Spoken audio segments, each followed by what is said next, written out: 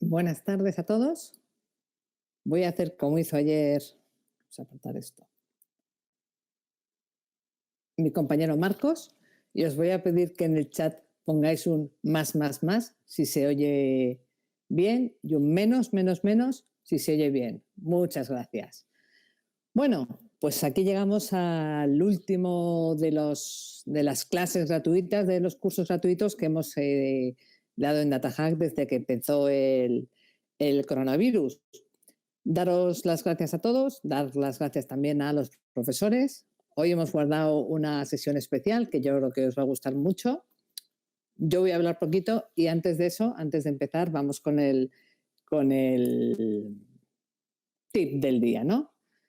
¿Qué os voy a decir este día? Ya nos voy a decir que cambiéis de día, que hagáis algo por los demás, que os estéis en casa, eso sí, por supuesto, estaros en casa. Os voy a proponer que esta Semana Santa os dediquéis a descansar, que desconectéis, que apaguéis los ordenadores de trabajo, que apaguéis los móviles si podéis, una buena peli, una buena serie, en familia los que podáis, los que estéis más solos, pues llamáis a alguien o vuestras familias, vuestros amigos, y que aprovechéis a descansar porque los 4 días van a pasar enseguida y el lunes vamos a estar todos aquí otra vez. ¿Vale? Voy a pesar de que dije que no lo haría, a compartiros unas slides para la gente, si hay alguien que todavía no conozca DataHack. Esta soy yo, soy Lourdes Hernández, soy la CEO de DataHack. Aquí tenéis mi LinkedIn y mi Twitter, mi amadísima playa, que por desgracia no la voy a poder ver hasta dentro de un tiempo. Y bueno, ¿qué es DataHack? Como decía Marcelo una vez, la palabra hacker significa apasionado, programador, alguien que hace algo con pasión. Pues en DataHack somos apasionados de los datos. Eso es lo que nos caracteriza. ¿Quiénes somos el equipo de DataHack? Pues estas personas que veis aquí, yo soy la de la derecha, Marcelo el segundo, que espero que muchos de vosotros hayáis hablado con él, Nacho el tercero, que es el que les da caña a los profesores, Paloma la cuarta, que es nuestra responsable de la parte de headhunting, y Mar, nuestra CFO, que también nos da caña siempre con los números, con la pasta y con el Lourdes no gastes. ¿A qué nos dedicamos? Tenemos 3 pilares. El primero es la escuela, donde damos formación tanto a particulares como a empresas. El segundo es la división de consultoría, donde tenemos también división de investigación y desarrollo y más de I+I. Y la tercera es una empresa de headhunting, de talento. Un resumen un poquito de los números que hemos hecho en la escuela en 2019 y parte de lo que va en 2020. Pues hemos hecho 6 ediciones del Máster de Big Data Analytics en Madrid, 2 en Barcelona, 2 en Sevilla, 1 en Bilbao. Aparte hemos dado otra serie de cursos de análisis de datos con R, con Python, Power BI, microservicios. Por resumir, más de 54 profesores, tenemos muchos de ellos. Todas las sesiones que hemos dado estos días han sido impartidas por profesores de DataHack. Hemos tenido más de 132 alumnos de máster, con una empleabilidad del 99%. Hemos realizado más de 1.050 proyectos, porque todos nuestros cursos son prácticos y se hacen basados en proyectos reales. Y hemos impartido más de 2.000 horas de formación. Todo esto en el año 2019. ¿Qué hacemos en otras líneas de negocio? Pues en el ámbito de Labs tenemos un CDETI, el proyecto Diáforas, podéis buscar en la red, en nuestra web, donde tenemos un robot Pepper al que le dotamos de inteligencia artificial para el tratamiento de enfermedades, de pacientes con enfermedades degenerativas, en concreto de Alzheimer. Este robot le hemos dotado de inteligencia artificial con algoritmos de Deep Learning, de TensorFlow, para que pueda reconocer únicamente personas, realizar ciertos juegos y ciertas terapias, reconocimiento de emociones, de imágenes, todo ello financiado por un CDETI del Ministerio del Interior. Dentro del área de Training Services, pues os comento que hemos sido elegidos como la empresa para formar en Big Data al Banco de Santander, en su división de Santander España.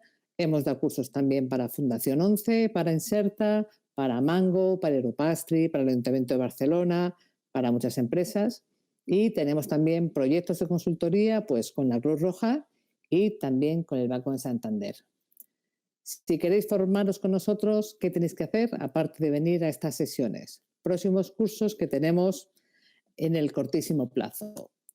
Perdón, que antes de los cursos me dejo la parte de consultoría. Tenemos una división de consultoría, de headhunting, de HSID, con 2 focos. Ayudar a los alumnos a que encuentren el trabajo que buscan y ayudar también a las empresas a encontrar a los recursos que necesitan. Hemos hecho posiciones de Big Data de Architect, de Business Intelligence, de Backend, y bueno, pues tenemos profesionales de alto rango con unos precios muy competitivos. Podéis también consultar o pedir información a mi compañera Paloma Romero o preguntar en la web. ¿Cuáles son las próximas formaciones que tenemos previstas? Curso de introducción a Big Data, ¿vale? Que es una titulación propia, 4 días, 4 horas, que se va a impartir 13, 14, 15 y 16 de abril. El precio es de 499 euros, con la modalidad de Connected Learning Live. ¿En qué consiste esto? En que el alumno se conecta con una plataforma similar a esta, al profesor, a toda la clase. Las plazas son limitadas, no es un curso online, y en 4 días te pones un tanto al día de todo lo que es Big Data. Para reservar la plaza podéis pinchar en ese link. Si queréis saber más o ya tenéis una formación básica de Big Data, de hecho, mirando un poco la gente que se apunta aquí y de las empresas en las que vienen, creo que algunos algo sí que sabéis, aunque siempre esté bien aprender. He visto pues, que hay ex compañeros míos de T-Systems, de otras consultoras, sois todos más que bienvenidos. Si el curso de introducción a Big Data creéis que se os puede quedar corto, hemos lanzado este bootcamp de Data Science, donde aprenderás todo desde la parte de estadística, R, Python, preparación de datos, Power BI y Machine Learning con Python, y lo haremos en 8 semanas, que empieza el 4 de mayo y termina el 3 de julio. Quedan ya muy poquitas plazas. Si estáis interesados, entrar en nuestra web a pedir la información porque quedan muy pocas plazas. Aunque el precio es 3.500, hemos hecho una oferta tremenda para esta primera convocatoria, solo para esta primera convocatoria, por 1.900 euros, ¿vale? Quedan muy poquitas plazas, os lo digo. Si sois técnicos y os preferís más, os gustó más la sesión, pues la sesión que dio ayer Marcos sobre Elasticsearch, tenemos este bootcamp de Elasticsearch de 30 horas, en mayo los días 11, 12, 13 y 14, 18, 19, 20, 21, 25 y 26, de lunes a jueves, 3 horas por las tardes, también con esta modalidad. Aquí se desarrollará un proyecto completo. Os podéis apuntar en el link que viene aquí abajo y tiene un precio de 1.490 euros. Si todavía no lo tenéis muy claro y lo queréis pensar un poco más, tendremos otra versión de este bootcamp más adelante. Habrá también un bootcamp de Spark en junio y en octubre lanzaremos otra vez los másters tanto de Big Data Analytics como de arquitecturas Big Data y como el máster de Big Data Engineer. Ahí tenéis un link que no lo podéis ver, pero bueno, con esto ya os da un poco una visión de los cursos que tenemos previstos en breve. Os animo mucho a que os forméis y a que aprovechéis el tiempo para formaros. Y sin más, voy a dar paso al profesor que tenemos hoy. Es espectacular, sabe un montón y os puedo garantizar que no os vais a aburrir en la sesión que os va a contar. Así que, Vanessa, cuando quieras, le pasas los mandos a Miguel. Igual que ayer Marcos pidió que si todo se veía bien, me pongáis unos más y unos menos si hay algún problema. Así me aseguro de que me estáis escuchando. Vale, pues parece que me estáis escuchando. Bueno, lo primero de todo quería agradeceros que hoy en vísperas de Semana Santa dediquéis un ratillo de vuestra vida a escucharme y a Datahack por darme esta oportunidad de contar a tantas personas un poco mi vida, porque he venido básicamente a contar mi vida, que parte de mi vida es lo que hago en el trabajo. Tengo la suerte de que lo que hago en el trabajo me apasiona y encima me gusta contarlo, así que encantado de de poder dar esta sesión. Voy a pasar a compartiros la pantalla.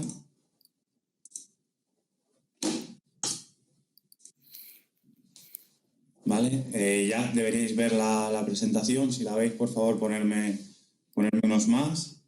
Vale, parece que sí que hay gente que la está viendo. Fenomenal. Pues comenzamos con la presentación, ¿vale? Lo primero de todo es presentarme a mí mismo, y una forma de presentarme creo que es enseñaros mi extracto de LinkedIn. Actualmente llevo casi 8 años ya en Telefónica trabajando. Ahora trabajando desde casa, tenemos la suerte de poder desarrollar nuestro trabajo desde casa, y es verdad que la empresa nos ha dado la oportunidad de teletrabajar a todos los empleados, así que me considero un afortunado de poder seguir más o menos dentro de la normalidad a lo que al trabajo se refiere. Y mi puesto actual en Telefónica es el de experto Big Data. Yo no entré en el área de Big Data cuando entré en Telefónica hace 8 años, porque sinceramente realmente todavía no existía el área como tal, sino que entré en el área de análisis e investigación de mercado, de comercial, de empresas. Y cuando se creó el área de Big Data,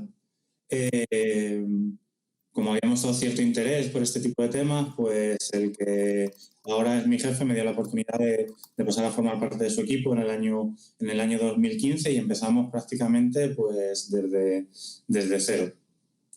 Y nada, pues yo ya llevo el camino de 5 años en el área de Big Data, y en estos años pues me ha dado tiempo a desarrollar muchos proyectos relacionados con el Machine Learning, que es un poco lo que os voy a contar hoy, ¿vale? Aparte de esto, soy profesor en DataHack, he sido profesor del máster en Big Data, y voy a ser profesor también en el Bootcamp de Ciencia de Datos. En concreto, daré la parte de R, que es uno de mis lenguajes favoritos. Y un poco cómo llegué yo aquí, no quiero tampoco ser alarmista, pero sí que es verdad que yo terminé la carrera y mi formación en el año 2009 aproximadamente, y fue un mal momento para los que terminábamos de estudiar, porque era muy difícil colocarnos en el mercado laboral. Entonces tuve la suerte de dar con un profesor que me consiguió una beca en la Universidad Complutense. Estuve becado por el Banco Santander y estuve haciendo el doctorado. Esto os lo cuento porque, si veis, mi titulación es, yo estoy diplomado en Ciencias Empresariales y luego tengo un máster en Dirección de Empresas. Fue en la parte en la que estuve de becario en la Complutense mientras hacía el doctorado cuando empecé a aproximarme al mundo de los datos, que sí que veía que había mucho camino que recorrer en cuanto a los profesionales de marketing. Es decir, yo tenía un montón de compañeros en el departamento de marketing que eran verdaderos profesionales de su materia, pero en el momento en el que tenían que hacer temas relacionados con datos, se veía que tenían muchísimas carencias. Por eso me empecé a formar en la UNED con un máster en métodos estadísticos avanzados, y luego, ya trabajando, me volví a atrever a matricularme en un máster en la Universidad Politécnica de Tratamiento Estadístico y Computacional de la Información. Esto os lo quiero contar un poco porque muchas veces lo que estudiamos no tiene nada que ver con lo que luego después vamos a hacer en nuestra vida profesional. Incluso muchas veces dentro de lo que hacemos en nuestra vida profesional hoy no tiene nada que ver con lo que hagamos dentro de 1 año o 2 años. Es decir, se puede pegar un volantazo a nuestra carrera profesional, pero siempre que queramos pegar un volantazo de este tipo vamos a necesitar estar formados. Os he pegado aquí una frase, ¿vale? Un poco para introducir qué es lo que hacemos los data scientists, o lo que deberíamos hacer, ¿vale? Y no nos podemos convertir, como dice aquí, en la chacha de los datos, ¿vale? Los profesionales del business intelligence. No podemos estar sacando datos al resto de áreas de la compañía, porque a nosotros por lo que se nos valora es por ser capaces de aportar soluciones a los problemas que nos plantea la empresa. Por eso me gustó mucho esta frase, porque muchas veces nos ven como alguien que va a sacar el dato, es decir, oye, pásame un Excel que yo... No, mira, yo te ayudo con la analítica porque lo que se espera de nosotros es que seamos capaces de resolver problemas que pueden ser problemas de nueva creación o cosas que se llevan haciendo en la compañía de una manera durante muchos años y que nosotros pensamos que se puede hacer de una forma distinta. Aquí os pongo un poco qué es lo que se piensa que es un data scientist, porque además es un tema muy manido. Como es un tema de moda o es una profesión que viste mucho, mucha gente ha sobreutilizado el concepto de data scientist. Entonces, dependiendo de a quién preguntemos, ¿no? Como dice este meme, pues vamos a obtener distintas respuestas, ¿vale? Y me hace mucha gracia el monete, porque lo que tenemos que hacer un poco es huir de ser esa gente que está extrayendo los datos de una base de datos SQL para el resto de la compañía. Lo que nosotros vamos a aportar es a través de los modelos y los algoritmos, ¿vale? Voy a ir lanzando algunas encuestas, ¿vale? A lo largo de la charla. Esto. ¿Vale? Si podéis ir contestando. No sé si la veis la encuesta. Sí la veis. Vale, os dejo un poquito. Vale, os pregunto qué habilidad consideráis importante que debe tener un data scientist, ¿no? Conocimientos más matemáticos o estadísticos, informáticos o conocer el negocio o tener capacidad de comunicar los resultados del análisis, ¿vale? Ya veo que la mayoría os estáis decantando por la parte matemática y estadística y es verdad porque realmente todas las respuestas son correctas en este caso. Este tipo de diagramas es muy popular, ¿vale? Cuando se intenta describir cuál es la función de un data scientist, y un data scientist al final es la conjunción de muchas habilidades. Hay que ser un poquito matemático y estadístico, hay que ser un poquito hacker a nivel informático, pero también hay que conocer el negocio y también tenemos que ser capaces de comunicar el resultado de lo que hacemos. Es decir, no podemos ser unas ratas de biblioteca que hagamos unos algoritmos de la leche y que luego no seamos capaces de comunicar a la gente de negocio, porque si no somos capaces de comunicárselo, no nos lo van a comprar. Al final, el proceso de aceptación de nuestros algoritmos por áreas peticionarias, que no siempre el que tiene que poner en práctica el modelo es el que ha decidido que se haga, porque normalmente esto se decide a nivel director y el que lo tiene que aplicar es una persona que le estás cambiando su modo de trabajar de una forma radical. Por eso la forma en la que lo comuniquemos o lo hagamos llegar va a ser muy importante para la aceptación que tenga. Muchas veces si no somos capaces de hacer esa venta, aunque sea un proceso interno, porque yo todo lo que hago y los casos que os voy a contar son todos de cara a la compañía, trabajamos con departamentos internos. Como no nos lo compren, se va a quedar en un cajón el proyecto. Por eso es tan importante también esa parte de comunicación. Cuando hablaba de que muchas veces estas propuestas vienen por parte de los directores son los que deciden contratarnos, los que deciden crear un equipo especializado de científicos de datos y los que además saben el coste que tenemos para la compañía. Entonces, quieren de nosotros que le demos respuestas, y las respuestas pueden ser a problemas muy variados. Ya lo decía antes, problemáticas totalmente nuevas, de cosas que llegan de repente y que, por ejemplo, ahora, ante esta nueva realidad que nos vamos a enfrentar, cuando volvamos a la normalidad, ya se están planteando nuevas estrategias y seguramente los data scientists podamos aportar nuevas formas de ver las cosas o cosas que se llevan haciendo. Además, Telefónica es una empresa que tiene muchísima historia, entonces hay cosas que se han ido heredando. No sabemos si se hacen bien o se hacen mal porque mucha gente no se ha cuestionado, simplemente se hacen. Pues muchas veces también nos llaman para tratar de optimizar los procesos de la compañía, tratar de mejorarlos y que la gente que está haciendo esos procesos pueda dedicarse a otras tareas en las que aporte más valor. ¿vale? Nosotros no vale solamente con que nosotros lleguemos con nuestras grandes ideas y digamos, pues esto se debería hacer así, sino que necesitamos herramientas para poder hacer esto, ¿vale? Y esas herramientas muchas veces van a ser lenguajes de programación y software. Aquí os pongo una muestra de algunos, ¿vale?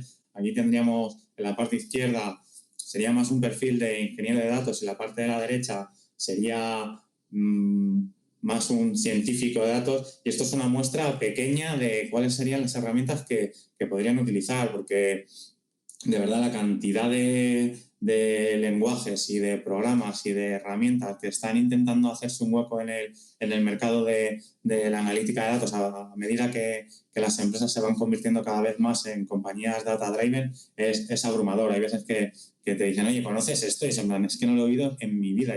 Y a lo mejor te mandan correos, en plan, ¿quieres conocer esta nueva aplicación que hemos sacado que seguro que te sirve fenomenal para el gobierno del dato? Y dices, pero ¿y esta gente de dónde sale? O sea, hay muchísimas herramientas. Otra encuestilla. Vamos a ver si programáis o no.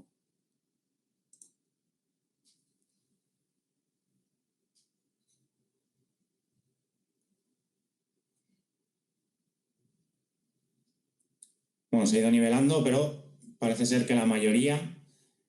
Uy, que baja un poco, pero sí, parece ser que la mayoría sí que programáis. Es muy importante desde mi punto de vista saber programar y conocer determinadas herramientas que nos van a abrir muchísimas puertas. Porque además, gran parte de los lenguajes de programación son lenguajes de programación de software libre. Os he sacado aquí unos datos de una encuesta que se hizo en Kaggle de los profesionales del Machine Learning, cuáles eran las herramientas que más utilizaban y cuáles eran las que más recomendaban. Si os fijáis, las 3 herramientas que más se utilizan son Python, SQL y R, que en mi caso coincide. O sea, si tuviese que decir 3 lenguajes, diría, no por ese orden, porque diría Python, R y SQL. Y luego fijaros que hay muchísimas más, pero esos 2 lenguajes para Machine Learning son ahora mismo súper populares. Y cuando esta gente le han preguntado que qué lenguaje recomendarían aprender, recomiendan Python. Y probablemente si me preguntaseis a mí por qué lenguaje empezar, también recomendaría Python, a pesar de que yo en origen empecé programando en R, y es verdad que si hay un lenguaje que me gusta muchísimo es R, pero me parece que Python es mucho más versátil. Así que de cara a aquellas personas que, y esto lo digo cuando me preguntan mis amigos que no tienen ni idea y que me preguntan por preguntarme al tuntún, les suelo recomendar siempre Python como lenguaje de entrada, ¿vale? Así que a los que programáis, que habéis sido aproximadamente el 40%, os lanzo la siguiente pregunta. A ver, ¿cuál es vuestro lenguaje principal con el que os sentís más identificado? Yo os digo que a mí me costaría decidirme mucho entre Python y R. Bueno, parece ser que Python y C están ahí luchando. Alguien tiene que desempatar. Falta un voto. El siguiente voto es... Uy, alguien que vote a Python o C. ¡Oh! Y ha ganado C. Vale, C no es un lenguaje que controle, porque la verdad hay tantísimos lenguajes que al final te tienes que centrar en alguno, siempre teniendo en cuenta que hay que ser versátil. O sea, no hay que cerrarse puertas, pero hay una cantidad. Por ejemplo, yo tengo mucha curiosidad por aprender a programar algo en Julia. Es que no saco. Y como sigo aprendiendo de Python y sigo aprendiendo de R, a pesar de llevar programando más de 10 años con ello, pues no encuentro ese momento. Aquí os ponía un poco cuál era mi mix de lenguajes, y sobre todo quería remarcar la importancia de que sean lenguajes open source. Porque, por cierto, ninguno habéis votado R. Qué bajón. ¿Por qué es importante para mí los lenguajes open source? Lo primero de todo, por la cantidad de puertas que te puede abrir un lenguaje de open source. Porque en ninguna empresa te van a poner ningún problema a que desarrolles tus proyectos en ninguno de estos dos lenguajes. A lo mejor hace 6, 7, 8 años había algo más de reticencia por parte de los equipos directivos, pero ahora todos tienen muy metido que no hay en la cabeza que no hay ningún problema con utilizar este tipo de lenguajes. Y además se fomenta muchísimo. Yo trabajo en un equipo que seremos aproximadamente 15 personas, pero pertenecemos a una dirección en la que somos aproximadamente unos 300. Pues se ha fomentado mucho la formación interna para que de esos 300 la inmensa mayoría tenga ciertos conocimientos o de R o de Python. Y os he puesto aquí el logotipo de Apache Spark en chiquitillo, porque cuando tengo que hacer cosas Big Data, el lenguaje que utilizo es la adaptación de Python a Spark. Programo en PySpark. Y la verdad que es que son dos lenguajes que me encantan y que si me dijeseis que hay que elegir uno, diría Python. Pero mi recomendación de verdad, o sea, la recomendación buena es que tener un buen mix entre ambos, porque yo creo que las carencias de uno se cubren con las del otro e incluso algunas veces nos enfrentaremos a problemas en los que sea mucho más sencillo resolverlos con R y otras veces en los que sea mucho más sencillo con Python, y ser capaces de tener esa capacidad de elegir, o sea, el poder elegir siempre es positivo en la vida. Pues poder elegir cómo afrontar un problema con un lenguaje de programación u otro siempre va a ser positivo para vosotros. Además, estos lenguajes no paran de crecer en popularidad. O sea, si vemos aquí las tendencias, vemos cómo han ido creciendo a través de los años, cada uno dentro de su escala, ya que Python es un lenguaje multipropósito y R es un lenguaje mucho más destinado al análisis estadístico, pero las tendencias son en ambos casos muy positivas. Y yo creo que esto no va a parar, porque cada vez hay más gente con ganas de aprender estos dos lenguajes. Otra encuestilla, os voy a freír a encuestas. Esta se me ha olvidado pasarla, creo. Ay, qué lástima. Bueno, da igual. La pregunta era, ¿cuánto tiempo creéis que dedica un data scientist a la limpieza y preparación de datos? Porque ya vamos a empezar a meternos un poco en cuál es el día a día. El data scientist viste mucho, hubo publicaciones que decían que iba a ser el trabajo más sexy del siglo XXI, pero hay una gran parte del trabajo que no es nada sexy, que es la limpieza y preparación de datos. Y bueno, aquí os traigo el resultado de una encuesta en el que dice que aproximadamente el 60% del tiempo que dedica un data scientist lo dedica a la limpieza, tanto limpieza como preparación de datos. Y yo creo que muchas veces esto se puede llegar a aproximar al 90%. Es muy importante contar con un equipo de ingenieros de datos que nos ayuden a acceder a la información, o sea, que nos modelicen la información que necesitamos para que no perdamos excesivo tiempo en esta tarea, porque como ya os decía, donde nosotros vamos a aportar valor va a ser en tareas más pegadas al mundo de los algoritmos, que es lo que realmente conocemos. ¿Veis? Si sumamos la limpieza y la organización de datos y la colección de ellos, ya está en torno al 80%, que eso sí que me cuadra un poco más. O sea, hay muchas veces que es desesperante la cantidad de tiempo que necesitamos invertir para ser capaces de arrancar el proyecto, porque prácticamente hasta que no somos capaces de tener la información y de tenerla limpia y ordenada, no somos capaces de arrancar con ella.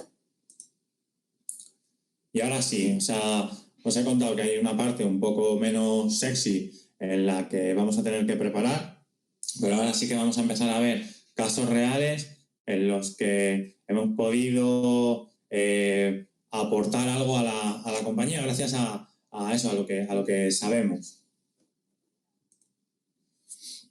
Vale, os voy a hablar de algunos algoritmos a un nivel alto y luego su aplicación, ¿vale? Vamos a empezar por Naïf-Bayes, ¿vale? Naïf-Bayes está basado en el teorema de Bayes y se utiliza como clasificador. es uno de los clasificadores más sencillos que hay y normalmente los benchmark no es uno de los que mejores resultados obtenga, pero a nosotros para un problema en concreto nos vino fenomenal en su día. Y os cuento cuál era el problema. Cuando los clientes llaman a los teléfonos de atención de Telefónica, llaman para poner una reclamación, hay una persona que les atiende y a medida que les atiende va transcribiendo de forma manual la reclamación, es decir, lo que va diciendo el cliente lo va tomando nota. Una vez que terminaba la conversación, no se daba respuesta en tiempo real, sino que se pasaba a un departamento que en procesos batch, o sea, al día siguiente, analizaba el texto de esas reclamaciones y decidía si esas reclamaciones procedía o no a hacer la devolución de los importes que estaban reclamando los clientes. Pues nosotros fuimos capaces de hacer un modelo, Naïve Bayes, que daba información casi en tiempo real, de manera que a medida que se iba introduciendo la transcripción de la reclamación, al operador le dábamos información de si esa reclamación procedía o no procedía, de forma que agilizábamos mucho el proceso de cara al cliente, aumentando la satisfacción dentro de que normalmente cuando están llamando para este tipo de cosas están llamando de mal rollo, y sobre todo liberando mucho de trabajo, de carga de trabajo, a ese departamento de back office que era el encargado de decidir si procedía o no procedía. Esto siempre, además, nosotros lo hacíamos basado en unos umbrales. Es decir, no siempre el algoritmo estaba seguro de si procedía o no procedía. En el caso de que superase esos umbrales de calidad, pues sí que le decíamos al operador si procedía la reclamación y empezaban a tramitarlo en ese momento, y si no procedía, o si no superaba esos umbrales, lo que se hacía era pasar al departamento de back office y se volvía a generar el proceso habitual. Pero sí que es verdad que se consiguió aligerar la carga de trabajo en torno a un 25-30%, que 25-30%, cuando hablamos de porcentajes en una empresa del tamaño de Telefónica, estamos hablando de muchas unidades.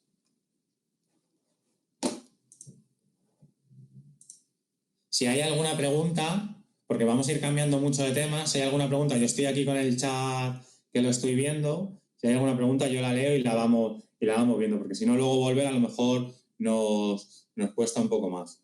Un algoritmo súper clásico para los data scientists son los árboles de clasificación.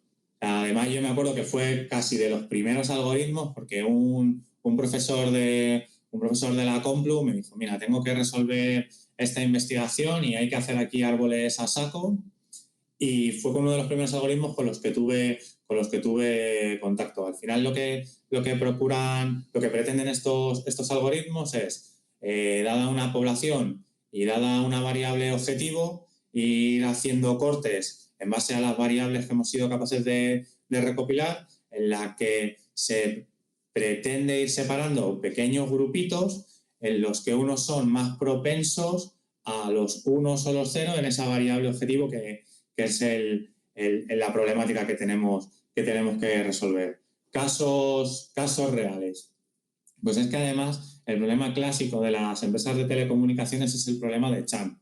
El churn es el porcentaje de clientes que mes a mes se van a otras compañías.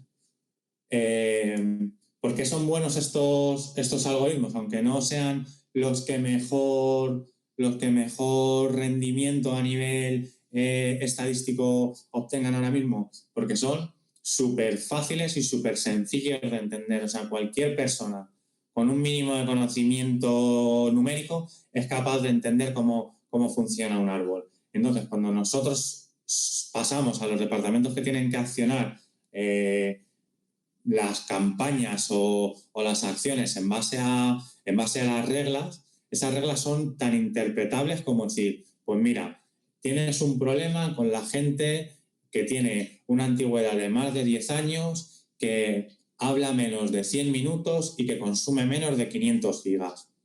Eso, si tenemos un CRM, es súper fácil de seleccionar un público objetivo de cara a una campaña. Y por eso estos algoritmos, aunque ya os digo que no son los que mejor resultados son, sin duda son los que mejor se explican y los que más fácil nos van a comprar de cara a ponernos en práctica. Aparte del problema clásico del CHAN, otros modelos que hacemos es tratar de identificar qué clientes van a cambiar de terminal este mes, porque así podemos mandarles un mensaje o una comunicación para que en lugar de irse al Mercado Libre y que piensen incluso en cambiarse de operador, que reciban una oferta. Además, generamos estos modelos ya no solo diciendo este cliente va a cambiar o no va a cambiar de terminal, sino que generamos tanto por gama de terminal o incluso llegamos a generar estos modelos en base al modelo del terminal, porque, por ejemplo, existe mucha diferencia entre los clientes de iPhone y el resto del mundo. Sobre todo ahí hay muchísima diferencia. Se comportan de una forma radical, tanto en los patrones de uso como en la antigüedad de sus terminales, como en lo que van a hacer una vez que cambien el terminal. Son los más fieles. Y por eso, en este caso, hacemos modelos que van gama a gama, incluso para los flagship de algunas de las marcas, hacemos modelos que van para cada modelo de esos terminales. Un poquito la evolución de los árboles de clasificación son los random forest, que bueno, un random forest al final es coger esos árboles de clasificación y hacer muchos y muy chiquititos. Y una vez que los has hecho, haces muchísimos y les dices que voten lo que piensan. Y con ese proceso semidemocrático entre esos mini árboles, al final lo que conseguimos es tener una predicción. Y los random forest se pueden utilizar tanto para casos de clasificación, como estábamos hablando del CHAN o de si la gente va a comprar terminal sí o no, como para modelos de regresión, en los que tenemos que ser capaces de adivinar una variable de tipo continuo. Y es el caso que os voy a contar ahora. Telefónica tiene muchas centrales y esas centrales tienen salas. Y esas salas necesitan una climatización porque los equipos no pueden trabajar en determinados rangos, sobre todo, bueno, tanto rangos de temperatura alta como rangos de temperatura baja, se estropearían. Entonces, el gasto en climatización, porque a mí me hubiesen preguntado hace unos años en qué se gasta Telefónica la climatización y yo me hubiese imaginado que era en que estuviésemos calentitos los que estamos en la oficina, no. La parte fuerte de gasto en clima es mantener esas salas a la temperatura que permite que los equipos sigan funcionando. ¿Qué pasa? Que hay como Telefónica tendrá en torno a unos 7.000 edificios, 8.000 edificios que van desde casetas al edificio que hay en Gran Vía, que tiene una inmensidad. Y no todos esos edificios tienen sensor de temperatura.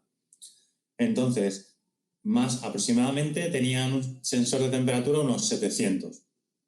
Entonces nosotros, dada una información de la sala en la que sabíamos cuántos metros cuadrados tenía, sabíamos qué tipo de equipos contenía, sabíamos dónde estaba ubicada y fuimos capaces de extraer a través de un API la información de la temperatura que había en el exterior de los edificios, porque claro, eso afecta mucho al gasto en clima. Pues teníamos que ser capaces de predecir cuál iba a ser la temperatura de la sala para aquellas salas que no teníamos información de sensores. Todo esto lo que ha permitido, y os cuento un poco cuál es el objetivo del proyecto, porque este es uno de los proyectos más recientes que he hecho y además es un tema muy candente, que es el tema del medio ambiente. Aquí lo que se busca es el ahorro energético. ¿Y cómo se consigue ese ahorro energético? Pues básicamente lo que se hace es hacer un agujero en la pared. Una vez que ya tenemos toda esa información de temperatura exterior, consumo de clima, podemos establecer una serie de umbrales en los que podríamos permitirnos incorporar el aire exterior para regular la temperatura interior. Y eso conlleva un ahorro en costes de climatización, que si lo piensas sala a sala, pues dices, bueno, pues tampoco es mucho. Pero cuando piensas en la cantidad de salas en las que podrías hacerlo, ya ese ahorro ya empiezan a aparecer por ahí muchos ceros. Y este es un proyecto que colaboramos nosotros con la gente de operaciones, con el Departamento de Eficiencia Energética, y que se va a empezar a pilotar, bueno, se debería haber empezado a pilotar en estos meses, se retrasará un poco ahora por el tema del COVID, pero sí que es una cosa que se va a llevar a cabo. Y aprovecho este caso porque también una de las cosas que me gusta de mi trabajo es que hoy te estás dedicando a una cosa y te tienes que convertir en un mega experto de la climatización, y yo ahora calculo ahorros en un KPI que es cuántos metros cuadrados de bosque estoy ahorrando en cuanto a captura de CO2, y hace 2 meses no tenía ni idea de esto. Y igual que nos sucede con esto, como damos soporte a muchas áreas, pues otro día estoy aprendiendo mucho de las rutas de los instaladores que salen a la calle, que por cierto ese proyecto no lo he incorporado aquí. Bueno, luego lo comento, porque hay un tema de geolocalización, luego me recordéis que os cuente el de las rutas de los instaladores. Y al final, bueno, pues esto era el algoritmo de Random Forest el que nos abrió la puerta a participar en el proyecto, porque ellos decían, ¿y cómo somos capaces de estimar la temperatura que va a haber dentro de una sala si no tenemos el sensor? Pues nosotros dijimos, oye, si nos das determinados datos, vamos a tratar de ajustar los modelos. Y me parece que este modelo tenía una precisión por encima del 90%, o sea que el modelo era bastante bueno. Más casos súper tradicionales de la ciencia de datos. Hacer clústeres, segmentar cliente. Yo en este caso os voy a contar 2 proyectos en los que he participado.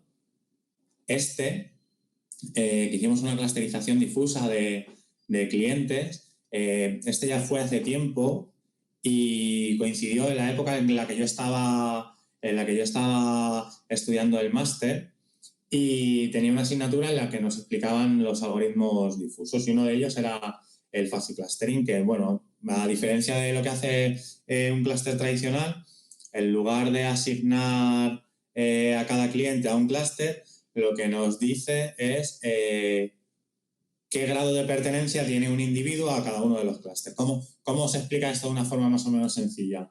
Si a mí me preguntan si soy más de mi madre o de mi padre, y es un clúster tradicional, pues me tengo que decir por uno, ¿vale? Diría mi madre. Sin embargo, un fuzzy clustering lo que nos va a permitir es saber cuánto soy de mi madre y cuánto soy de mi padre. En este caso, pues a lo mejor sería un 60-40. De los datos me los he inventado, ¿Y qué aportaba eso? Pues que lo primero nos iba permitiendo mes a mes seguir la evolución de los clientes. Es decir, se está aproximando a otro centroide, se está alejando de su centroide, hacia dónde se mueve ese cliente. Porque, claro, todo esto llevaba por detrás, una vez que hicimos los clústeres, que salieron 11 grupos, el departamento de marketing realizó acciones y estrategias específicas en base a cada uno de los clústeres. Estos clústeres, pues algunos eran muy interesantes, donde tenías a los clientes más premium. En este caso era una clusterización de empresas. Clientes que te contrataban los productos estratégicos, que eran súper fieles, que tenían unos consumos de la leche, y otros clústeres de mucho más riesgo, donde además la tasa de evaporación era muy alta. Pues el objetivo de esas estrategias era ir moviendo a los clientes de los clústeres que menos interesaban a los clústeres que más interesaban. Y al final esta clusterización estuvo vigente durante 12 meses, luego se tuvo que rehacer, porque al final todos los algoritmos sabéis que tienen que pasar por un proceso de revisión, no se puede dejar ahí un algoritmo a libre albedrío, sino que hay que estar revisando que el funcionamiento y lo que nos sigue devolviendo tenga sentido, pero existe una estrategia a 12 meses en la que se fue enviando sobre todo a aquellos individuos que por su grado de pertenencia a clúster estaban a camino entre un clúster que no interesaba y un clúster que sí interesaba, para intentar aproximarle más a lo que la estrategia de la compañía quería. Esta directamente he sacado la noticia, es una noticia del año pasado, de octubre de 2019, en la que nos dice que Movistar mostrará publicidad personalizada en uno de sus canales según el tipo de hogar. ¿Cómo es Telefónica capaz de hacer esto? Pues como nosotros tenemos la información de audiencias, que la información de audiencias el legislador ha considerado que es información que podemos tratar por interés legítimo, porque por cierto, no lo he dicho, pero claro, que sepáis que toda la información la tratamos con muchísima pulcritud en lo que se refiere a la ley de protección de datos y todo eso. Lo que no tenemos consentimiento está faseado, no damos datos individuo a individuo y solamente accionamos aquella información en la que se nos ha dado consentimiento o la que el legislador considera que se puede utilizar. Pues nosotros somos capaces de decir, en base a las audiencias de los consumidores, cómo de afines son a 31 clúster que define el agente de publicidad. Entonces, los anunciantes, cuando vienen, tienen esos 31 clúster para elegir su público objetivo. E incluso ha habido marcas, que es el caso que cuenta esta noticia, marcas que han dicho, vale, yo te compro este slot publicitario, pero quiero que a este determinado tipo de cliente le pongas este anuncio, a este determinado tipo de cliente le pongas este otro anuncio y a este otro. ¿Sabes? Han sido marcas de cosméticos o marcas de coches que querían acertar mucho más y rentabilizar mucho más la inversión que estaban haciendo en publicidad. A mí me parece que esto, a nivel de potencial, es de lo más potente que se ha hecho, y que si no fuese por temas legislativos y cosas que no nos atañen tanto a los data scientists, debería ser un pepino el proyecto, porque poder hacer, aquí se hacían tres segmentaciones solo, pero podríamos llegar a un punto en el que hiciésemos una personalización uno a uno, es decir, ya no solo en qué individuo, sino en qué contexto. Es decir, yo soy yo ahora, pero yo hace un mes y medio era una persona totalmente diferente.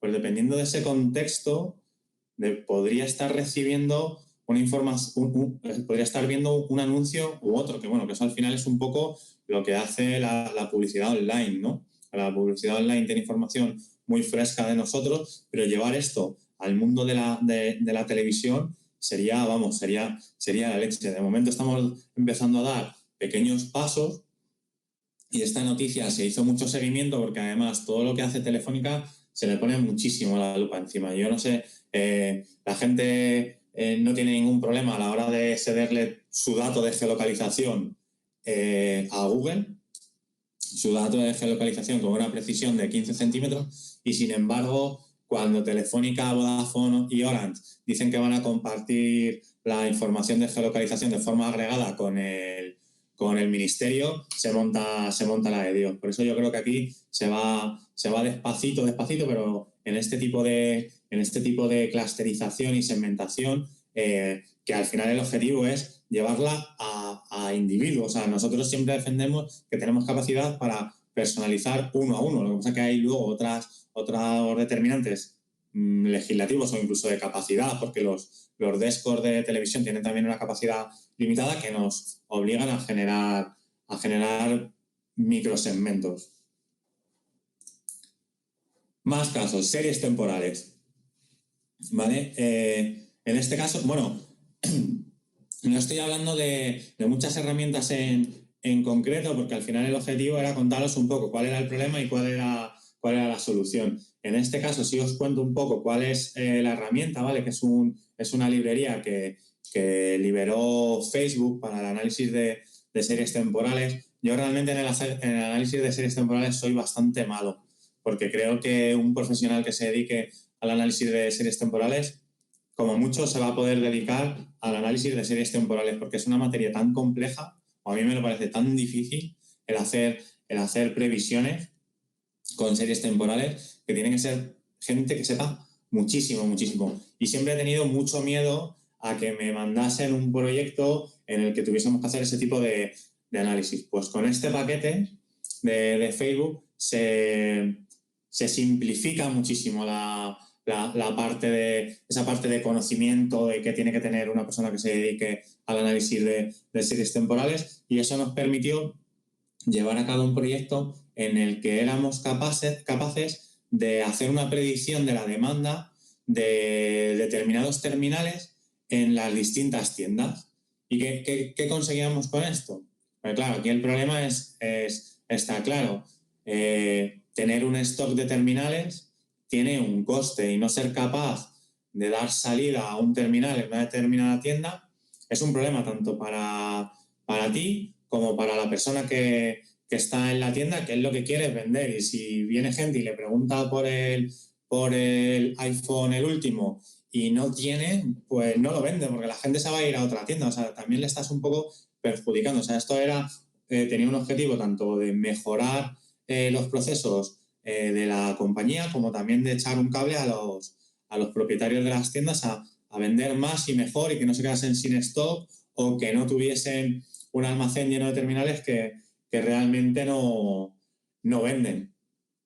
Y esto se hace en base a series temporales, con una salvedad o con un pequeño apaño que tenemos que hacer, y es cuando sale un modelo nuevo. Cuando tienes un modelo nuevo y tienes que empezar a repartir ese modelo por el mundo, no hay un modelo que te diga cuánto se va a vender. Pero sí que es verdad, y en este sentido, una cosa que a mí no me gusta mucho de las empresas de móviles, que es que cada vez innovan menos, son más continuistas. Es decir, no hay mucha diferencia entre el modelo 9, el modelo 10 y el modelo 14. Pero eso a nosotros nos está permitiendo encontrar terminales hermanos o gemelos. Es decir, podemos asumir que la demanda del modelo 9 se va a comportar de una forma muy similar en esa determinada tienda a la que se comportó su hermano el 8. Y así es como somos capaces de gestionar este tipo de problemática, que era la que nos marcaba los terminales de nueva aparición.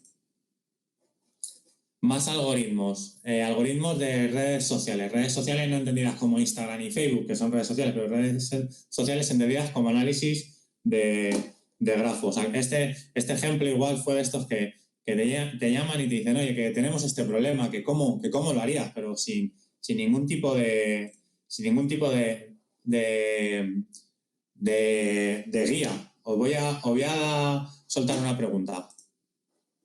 A ver, esta es.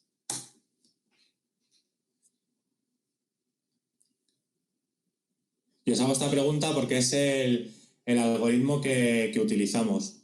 Os doy una pista, aunque ya habéis contestado mucho.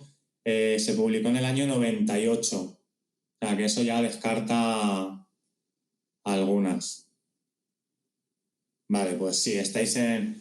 Uy, va, que cambia. No. Os ha liado un poco el dato del 98. Os habéis ido por la más viejuna cuando he dicho eso. Pues el algoritmo de PageRank es uno de los algoritmos constituyentes de la empresa Google, que estaba buscando el logo y era una especie de word art bastante feo en el año 97. Este algoritmo era el que permitía rankear el buscador de páginas web junto con otros, porque ya sabéis que Google es un tanto hermético siempre en cuanto a cuál es el funcionamiento del algoritmo. Incluso hay gente que se dedica a entenderlo, ¿no? y a dar recomendaciones a empresas de cómo deben estructurar su estrategia online para ser capaces de aproximarse a lo que el algoritmo de Google requiere. Pero igual que digo esto de Google, una cosa buena que tienen y es que cuando ellos tienen muy trillado un algoritmo y ya lo tienen prácticamente en desuso o lo han evolucionado muchísimo, lo que hacen es liberarlo. Y el algoritmo de PageRank es un algoritmo que podemos utilizar todos porque cualquier librería, tanto R como Python en sus librerías de análisis de grafos, nos van a permitir aplicar este algoritmo. ¿Y cómo lo aplicamos nosotros y a qué problemática? Pues la problemática era la siguiente.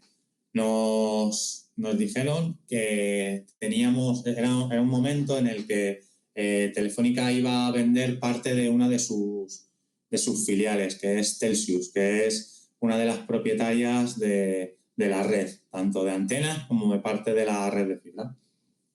Entonces nos dijeron que valorásemos, no necesitaban que lo valorásemos en euros, pero sí que hiciésemos una valoración de cuáles eran las antenas más valiosas, que por cierto, ahora que veo la antena, me he acordado de que hay un bulo sobre el 5G, bueno, bulo o sospecha del 5G y el coronavirus. Mucha gente se ha ido a desmentirlo y tal. La verdad que no me voy a mojar porque no tengo ni idea. Bueno, pues lo que nos decían era, dime cuáles son las antenas más valiosas.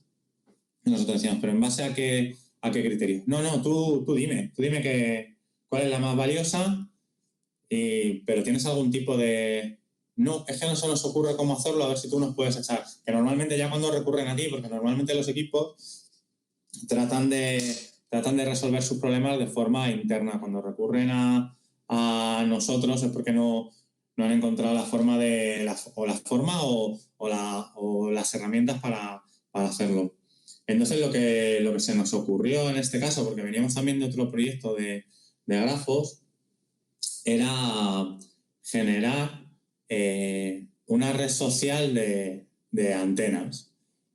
¿Y cómo generábamos esa red social de antenas? Pues las antenas las tenemos ubicadas en el mapa y hay gente que conecta esas antenas y las conecta a través de las llamadas, es decir, yo desde aquí llamo, me conecto a esa antena de allí y llamo a mi madre, que está en Aranjuez, pues entonces estaría generando un enlace entre la antena de mi barrio y la antena del barrio de mi madre. Y además ese enlace no es igual para todo el mundo, sino que podemos ponderar el peso de ese enlace en base al valor del cliente. Entonces, lo que viaja no es un enlace igual para todo el mundo, sino que es un enlace que va a estar medido en base a cómo de importante es el cliente. Con eso lo que pretendíamos era que en zonas en las que hay concentración empresarial se demostrase que esos emplazamientos eran muy valiosos, porque si tú tienes una antena en la zona de Las Tablas donde está BBVA y todas estas empresas, esa antena ahí recoge a clientes que tienen muchísimo valor y ese valor lo queríamos llevar al grafo de alguna manera y al final fue, pues bueno, haciendo una distribución de los ingresos entre el número de líneas móviles y ponderando esos enlaces del grafo. Y ya no solo nos limitamos a ponderarlos a través del grafo que construíamos con las llamadas, sino que además hicimos un grafo de desplazamientos. Es decir, nosotros físicamente, cuando nos movíamos, conectábamos antenas.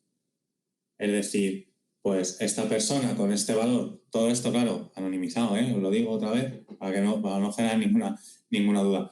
Toda esa información que iban generando los teléfonos al moverse, conectaba antenas y construía otra red, porque no es lo mismo el grafo de desplazamientos que el grafo de llamadas, porque claro, es mucho más costoso desplazarse de Madrid a Barcelona que desplazarse que llamar de Madrid a Barcelona. ¿Pero por qué era importante este grafo? Porque realmente al cliente lo que le importa es tener buena cobertura donde está.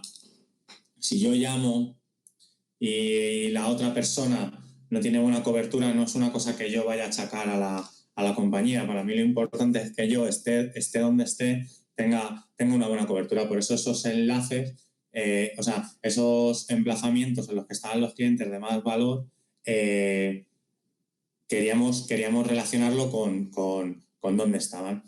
Y al final el algoritmo que utilizamos, como ya os he comentado, era esta implementación del PageRank que encontramos, en este caso fue en iGraph, en una librería que utilizamos en R, y a través del resultado del PageRank nos permitía rankear en valor. Y además esto estuvo muy curioso la valoración posterior, donde vemos si los resultados son buenos o no, porque es verdad que los emplazamientos de más valor, pues me parece que en Madrid, pues uno de ellos era el que está encima del Corte Inglés de Goya, que te dice, bueno, vale, pues no va mal el algoritmo, no lo está haciendo mal, porque el sentido común te dice que ahí tiene que haber un emplazamiento de valor. O zonas en las que había muchos roamers, que es gente que, aunque está a poco tiempo, genera mucho ingreso por la interconexión de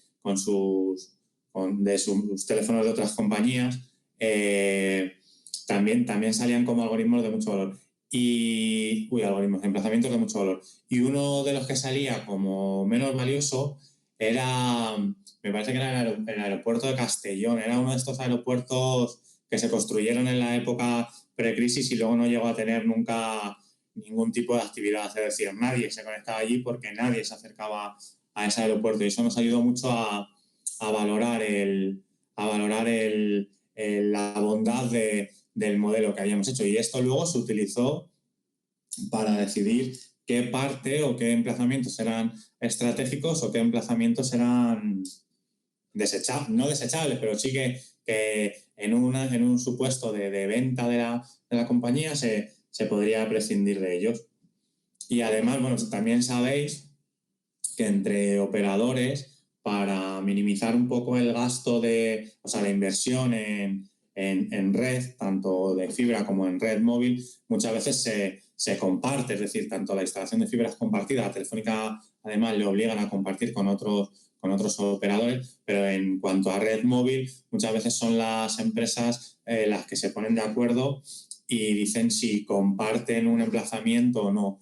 Pues el resultado de este algoritmo también se está utilizando para la negociación. Es decir, porque no es lo mismo el coste que le van a ofrecer a un operador virtual por conectarse a un emplazamiento en un pueblito que por conectarse a un emplazamiento en una zona de estas que estábamos considerando de alto valor. Y hubo un proyecto de grafos que hicimos. Este era mucho más a nivel teórico, no tenía una finalidad de negocio, en la que construíamos un grafo de llamadas, un grafo de desplazamiento y un grafo de desplazamiento fijo. Y medíamos una serie de KPIs sobre esos grafos.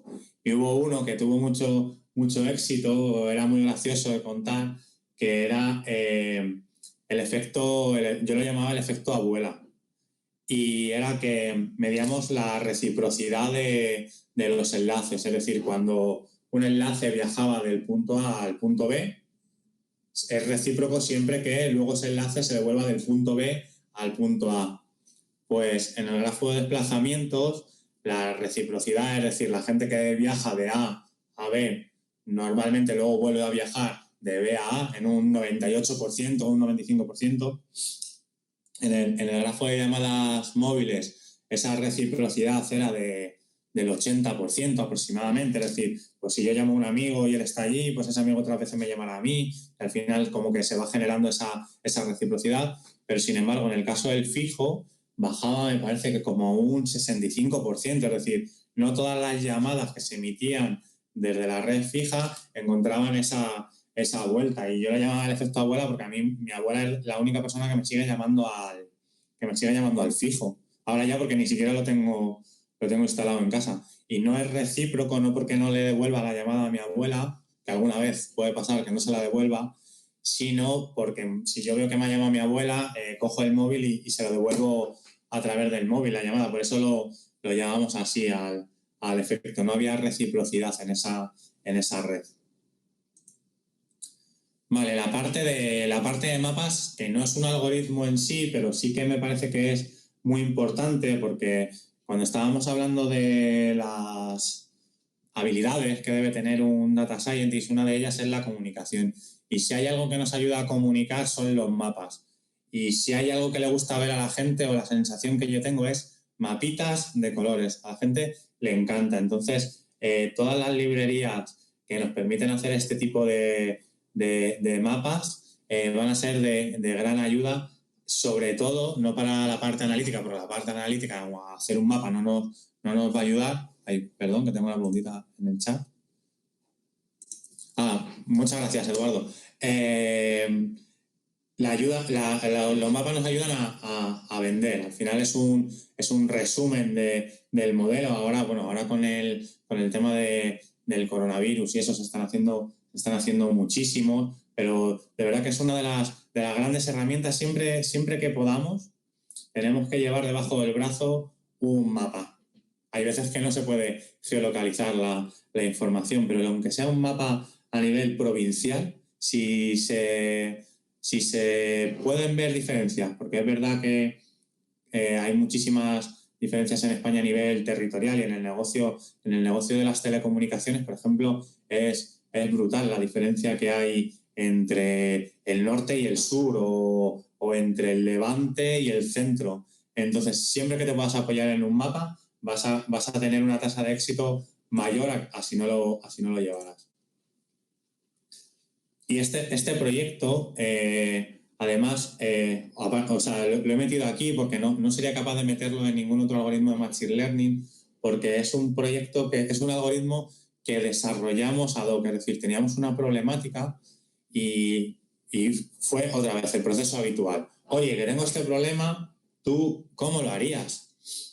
Y el problema era que teníamos a los comerciales de un segmento de empresa, tenían que ir a visitar a sus clientes.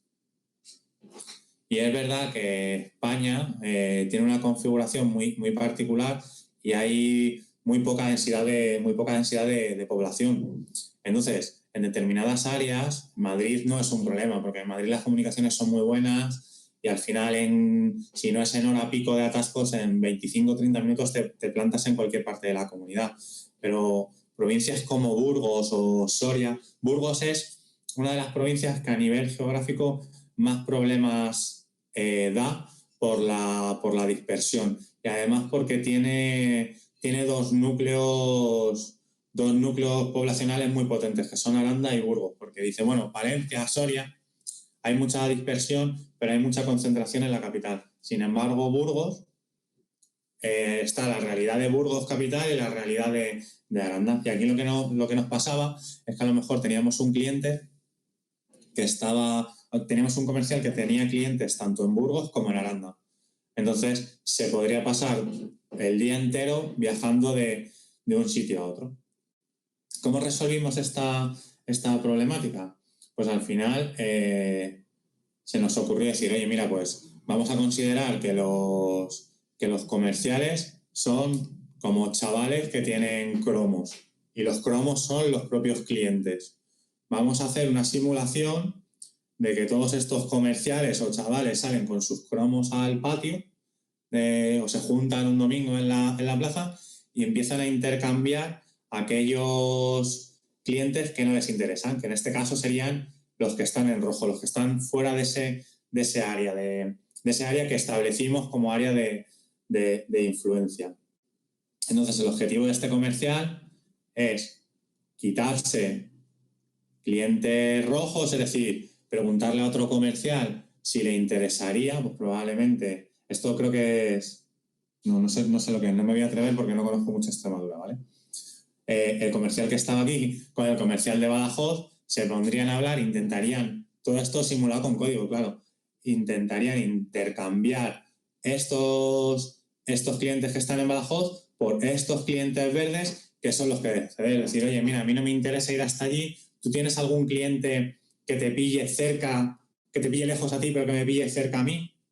Entonces, hicimos eso y claro, el algoritmo generaba una cantidad de intercambios que cambiaba la cartera del comercial, pues a lo mejor en un 70%, pero era capaz de reducir el área de actuación, este circulito que veis aquí, pues si el radio era 30 kilómetros, pues a lo mejor lo dejábamos en media en 6 kilómetros.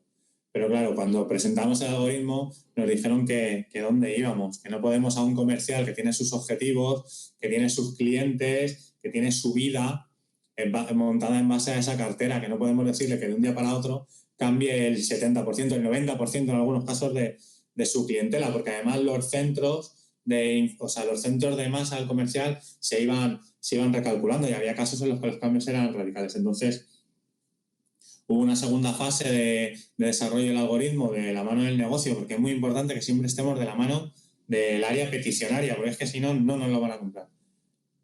Tuvimos una segunda fase en la que se incorporaron unas reglas, es decir, si nosotros éramos capaces de ver un intercambio, antes de que ese intercambio entre los dos comerciales de cromos se produjera, veíamos si se cumplían una serie de reglas, como que esos clientes tuviesen productos similares o que la cartera global del comercial no se viese deteriorada.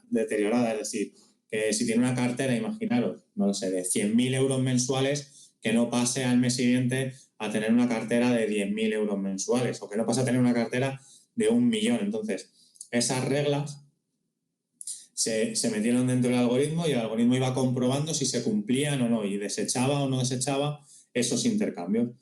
Además, también se nos planteó que mucha gente, a lo mejor, volviendo al caso de Burgos y Aranda, el comercial tenía un cliente en Aranda que no quería soltar porque era su familiar. Es decir, es su primo el de Aranda y no quiere ir hasta allí. Pues se dio la oportunidad a los comerciales de señalizar aquellos, porque al final la relación, además es que la relación no tiene por qué ser primo.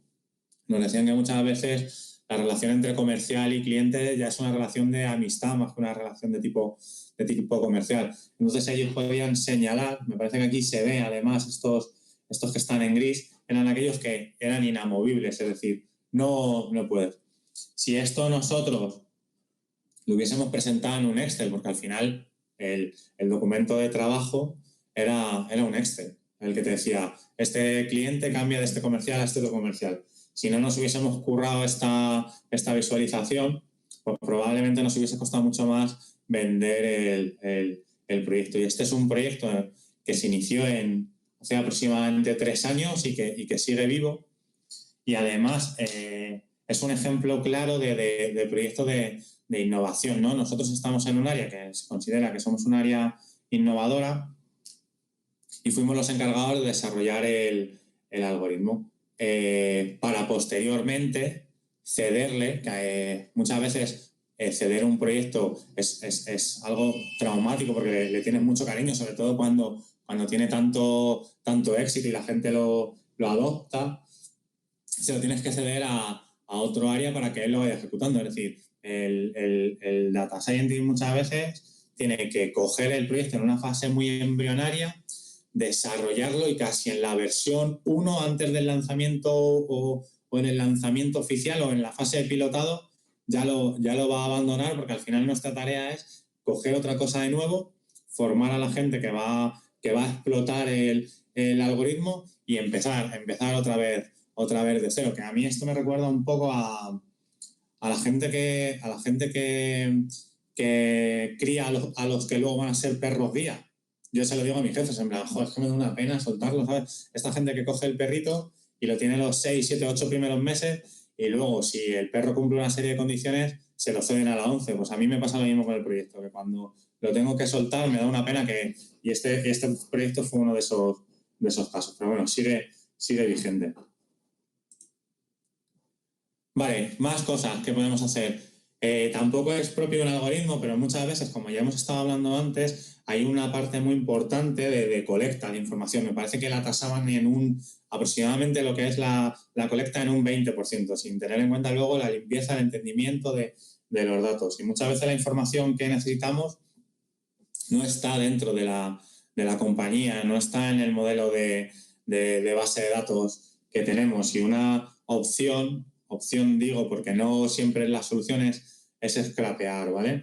Y nosotros no lo hacemos mucho, pero sí que es verdad que lo hemos hecho y siempre con un carácter de piloto, porque la legalidad que hay en cuanto a scrapear información es un poco difusa. Entonces, Telefónica es una empresa muy prudente y no nos permite poner nada en producción que contenga un scrapping. Y os cuento el ejemplo y os cuento cómo se resolvió esa problemática legal, ¿vale? Nosotros teníamos que etiquetar los contenidos de la televisión porque parte de mi trabajo es el desarrollo de algoritmos personalizados de recomendación en la televisión y teníamos que etiquetar los contenidos. El etiquetar los contenidos se puede hacer de dos formas tradicionalmente. O tienes gente en el equipo que se dedique a etiquetarlos, que va a ser gente que va a tener un trabajo bastante poco agradable, porque estar poniendo etiquetas a películas debe ser bastante tedioso, o se lo contratas a una empresa que además, si eres Telefónica, te va a meter un buen palo por hacer ese trabajo. En este caso, Telefónica está optando por esa vía, ¿no? Por la de contratárselo a una empresa externa, le contrataban el etiquetado y cada vez que entraba un contenido nuevo en el catálogo de Telefónica nos devolvían las etiquetas, que luego esas etiquetas eran las que íbamos a utilizar en los algoritmos. Pero nos dijeron, oye, ¿nos podemos ahorrar de alguna manera esta cantidad de dinero? Sí que la recuerdo, pero no la comento, porque era pasta, ¿eh? Y joder, sabíamos que IMDb etiquetaba. La gente etiquetaba, ¿no? IMDb. Y claro, para probar, pues dijimos, venga, pues nos creamos un robot que los títulos de IMDb tienen, o sea, las URLs de IMDb tienen un patrón muy sencillo, que me parece que es, bueno, imdb.com TT y el número identificador, ¿vale? Para los títulos. Y luego el identificador / keyword nos daba acceso a esta información. Descargamos toda la información a modo de piloto y nos dimos cuenta en un primer momento que esta información era buena, pero no tenía propiedades estadísticas, porque la gente de la empresa esta, aparte de que cobraba una pasta, pero se lo curraba. Y se lo curraba de forma que, en el caso del Padrino, no te dice, es una película de mafia, de crimen organizado, de patriarcado. O sea, son etiquetas que más o menos te estaban diciendo lo mismo, y eso de cara a los modelos no es bueno. Tenían un etiquetado que ya te daba etiquetas suficientes y relevantes. Y en este caso son suficientes, pero no todas son relevantes. No tiene un valor diferencial que te diga mafia y que te diga gángster, porque ya son conceptos muy, muy similares.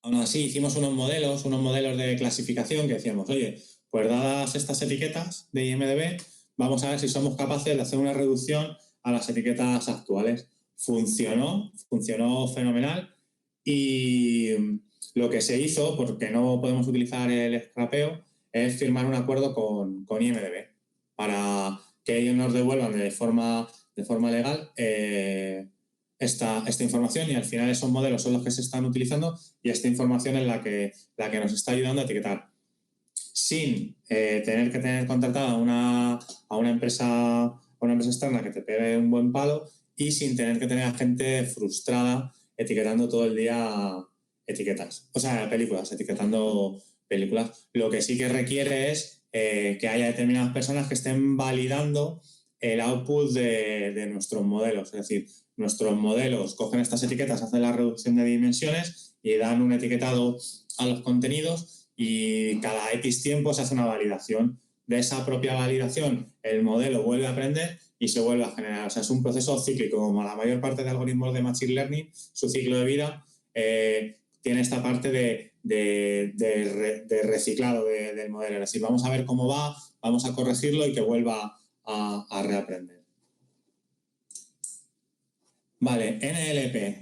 Hay que hablar de NLP sí o sí, porque al final son unos algoritmos que están muy de moda. A mí me llegó a entrar un poquito de envidia porque no conseguía meterme en ningún proyecto de NLP y al final conseguí meterme en uno que ahora os cuento. Al final el NLP es la evolución del test mining, es decir, del análisis de texto. Lo que pasa es que ya no es simplemente que saquemos insight de un texto, sino que sepamos capaces de interpretar el lenguaje natural, o sea, que vayamos un paso más allá, que estos algoritmos sean capaces de identificar una serie de entidades o tonos en el lenguaje para ayudar luego, sobre todo, a procesos de clasificación, extracción de features en un primer momento, y una vez que se están esas features, ser capaces de clasificar. El primer algoritmo que os contaba, el Naive Bayes, hace esto, pero de una forma más burda.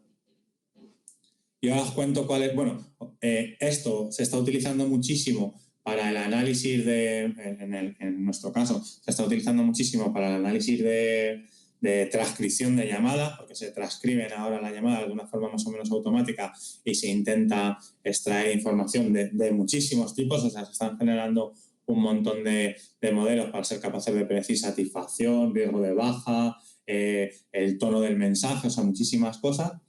Y como yo no me conseguí meter en eso y estoy más metido en temas de contenidos y tal, pues dije, oye, pues como yo necesito etiquetar y etiquetar da mucha pereza, pero sí que hay gente que se curra muchísimo la sinopsis de los contenidos, porque al final la sinopsis es como el mejor resumen que se puede hacer de un contenido, ¿vale? Pues dije, voy a intentar hacer un proceso de NLP que me ayude a extraer etiquetado de esa sinopsis que alguien se ha currado. Y hay unos contenidos, porque bueno, en películas ya habéis visto que somos capaces de resolverlo con información de IMDb y bueno, es bastante sencillo etiquetarlas, pero los contenidos deportivos, que muchos de ellos son eventos live, tienen una vida tan corta que la gente no se molesta en crear etiquetado, pero sin embargo sí que llevan una sinopsis y de esa sinopsis sí que podemos extraer determinados inputs para otros modelos en forma de features, ¿vale? Y eso nos lo va a permitir hacer los procesos de NLP. Y ahora mismo yo estoy trabajando en un proceso que coge la información extraída tanto del título como de la sinopsis de los contenidos deportivos, extrae etiquetas que muchas veces son los participantes o de un partido de fútbol quién juega contra quién, o si es en el Camp Nou, o si se están jugando la liga, o si son cuartos de final, todo ese tipo de información para intentar generar un recomendador de eventos deportivos para la gente que tiene contratada la tele. Me ha pillado un mal momento ahora porque no hay un evento deportivo, que parece ser que lo único que sigue funcionando es el ping-pong ruso, que lo escuché ayer, que es lo que está manteniendo un poco viva a las casas de apuestas, pero bueno, lo que estoy haciendo es retrotraerme en el tiempo a cuando había eventos deportivos para probar el algoritmo.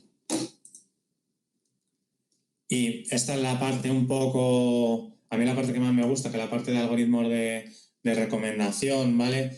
Son unos algoritmos muy chulos, que me mola mucho trabajar con ellos, que casi todas las empresas los están poniendo en marcha, y lo que pretenden es, bueno, personalizar la experiencia de cliente. En Netflix lo tiene, Spotify, Amazon, Google, Inditex, Telefónica, Vodafone, todas estas empresas tienen sus algoritmos de recomendación, y yo en este caso pues trabajo en los algoritmos de recomendación de Movistar Plus.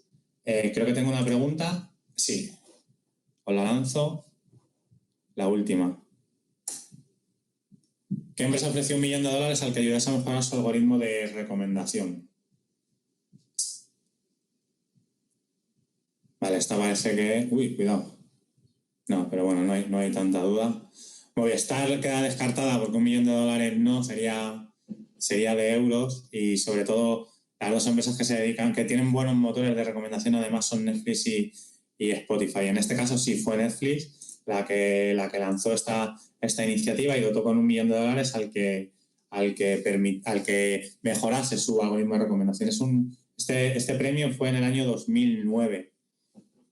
Y sí que es verdad que Netflix lidera los temas de personalización y de recomendación, es el espejo en el que nos miramos, de forma que muchas veces lo que hacemos es Netflix saca una funcionalidad y nos dicen, oye, queremos tener esta funcionalidad. En ese sentido, ese proceso creativo nos queda muy, muy limitado, porque simplemente decir cómo lo harán ellos. Muchas veces Netflix publica incluso a alto nivel cómo generan ellos la personalización. Son capaces de hacer cosas que son una chulada, como por ejemplo personalizar la carátula en base a las preferencias del cliente. Ya no se limitan solamente a personalizar los contenidos o el orden de los carruseles, sino que llegan al punto de saber que si tú has visto una serie en la que participaba tal actor y ese actor participa en esta película y a ti te gustó mucho esa película, pues te pongo la carátula en la que sale este actor para que sirva como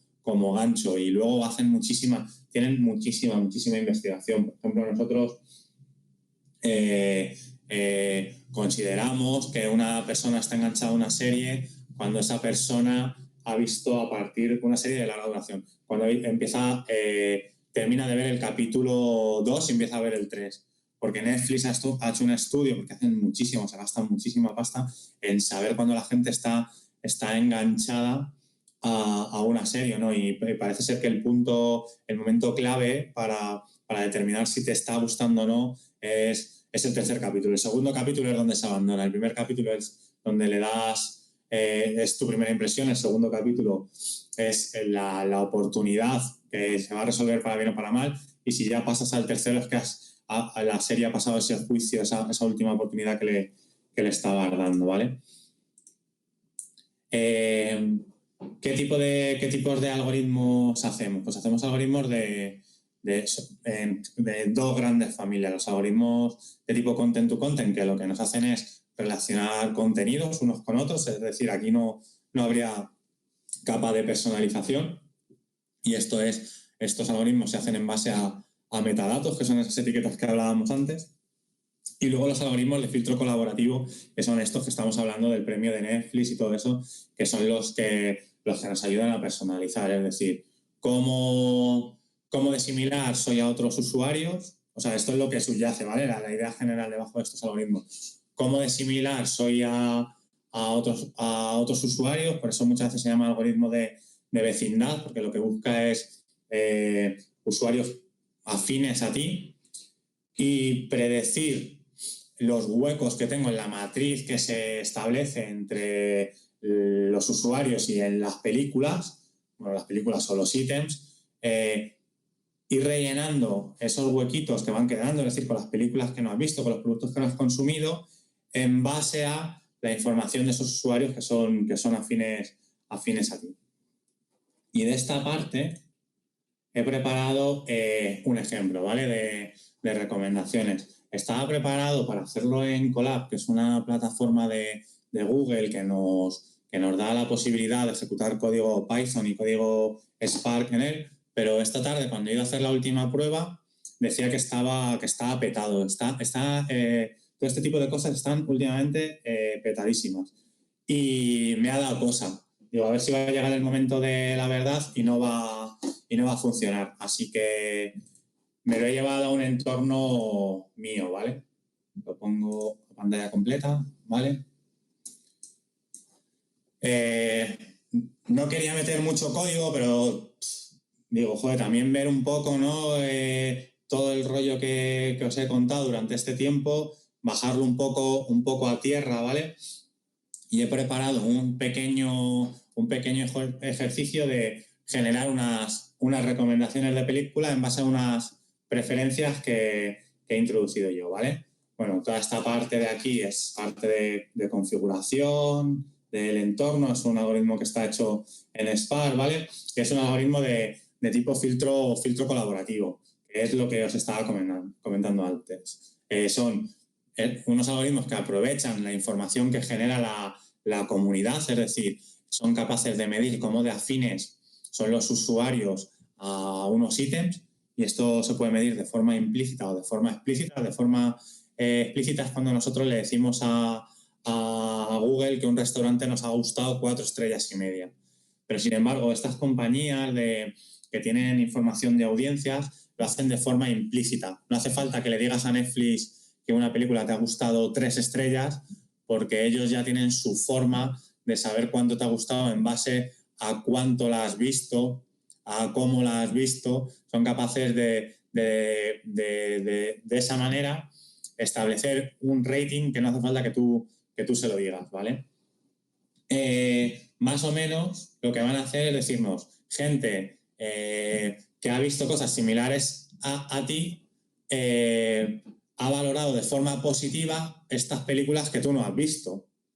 Y con eso se van a generar las recomendaciones. Es decir, si yo y otro usuario somos muy similares, tenemos más o menos los mismos gustos y a ese usuario le ha gustado mucho la película de El Hoyo, que la vi el otro día en Netflix, que no está mal, pues si ese usuario dice que le gusta mucho, es muy probable que si tenemos los mismos gustos, a mí me guste también. Entonces Netflix lo que hace es decir, oye, aquí tienes El Hoyo, que a tus pares les ha gustado mucho, ¿vale? Sin embargo, tiene unas limitaciones, ¿vale? Este tipo de algoritmos, a pesar de que funciona muy bien, tiene un rendimiento buenísimo, necesita tener mucha información del usuario. Es decir, a medida que va conociéndote más, te va perfilando mejor, va encontrando gente que se parece más a ti y las recomendaciones van a ser más acertadas.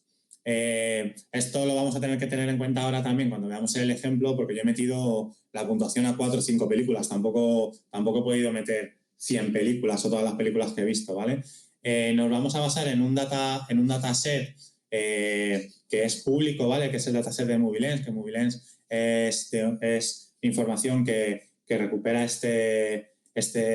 que recopila este equipo de innovación y de investigación para el desarrollo de algoritmos de recomendación y tienen unos datasets públicos que se utilizan muchísimo para este tipo de ejemplos. Lo tienen además en distintos tamaños, me parece que sí, la versión completa tiene como 26 millones de votaciones sobre 45.000 películas y votadas por 270.000 usuarios. Nosotros vamos a utilizar el dataset de 1 millón. Lo tienen preparado para que en base al objetivo que tengamos podamos descargar un dataset u otro. Si no tenemos un mega ordenador para tratar una matriz tan grande como la que se genera con 26 millones de votaciones y 45.000 películas, pues nos ofrecen uno que tiene, me parece que el más pequeño son 10.000 votaciones, que eso se puede ejecutar en un ordenador normal y corriente, ¿vale?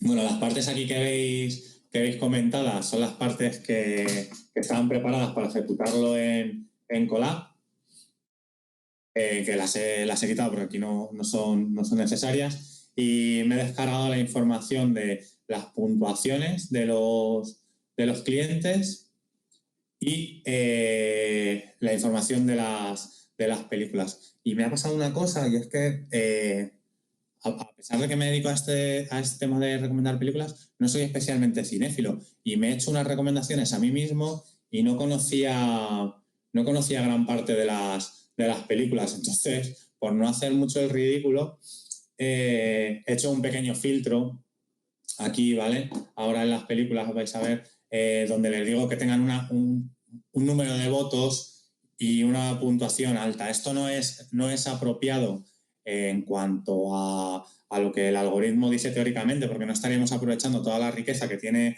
la matriz, pero a mí de cara a no hacer no quedar mal con vosotros, me viene bien porque las películas son un poco más conocidas y nos van a ayudar un poco también a interpretar los resultados. ¿Veis? Aquí tenemos el algoritmo y el dataset con 1 millón de resultados, pero vamos a sacar estos estadísticos que los tenéis aquí. Al final la media de votos es de unos 270 y los votos medios la puntuación media es de 3,2. Pues le he dicho que me deje solamente aquellas películas que estén por encima de esos 2 parámetros para no pillarme mucho los dedos, ¿vale?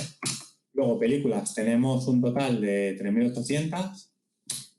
Vamos a ver qué información tienen, ¿vale? Aquí tenemos el ID de la película, que es el identificador que nos va a permitir luego hacer cruces y seleccionar las películas. El título e información de género, que en este caso no la no la vamos a utilizar. Es decir, vamos a utilizar todas las películas, salvo con el criterio que he metido yo antes, con la información, o sea, todas, independientemente del género, y filtradas por el filtro que he metido. Importamos una serie de... Bueno, esto ya lo habíamos importado arriba, antes no haría falta ahora. Y aquí es donde introduzco la información para tener una recomendación personalizada para mí, ¿vale? Bien, voy a importar el tiempo actual en formato Unix Timestamp, que es el formato en el que viene en el dataset, ¿vale? Y he puntuado una serie de películas que he ido viendo que más o menos conocía, ¿vale? Tanto que me gustan como que no. Las puntuaciones tampoco reflejan mi realidad mucho, porque Toy Story me gustó, pero por no liar mucho al algoritmo, he dicho que me gustó a medias. Independence Day, que le he puesto un 5, todo esto está valorado sobre 5. Bailando con Lobos un 1, Star Wars un 5, Ace Ventura un 2, Misión Imposible un 4, Batman Forever un 5, Pretty Woman un 1, y el Pretty Woman un 1 porque no la he visto, y El Padrino un 5. Y aquí lo que genero es un data frame con mis puntuaciones. Esto lo que voy a hacer va a ser insertárselo ahora al data frame original. Si vemos cómo es el original,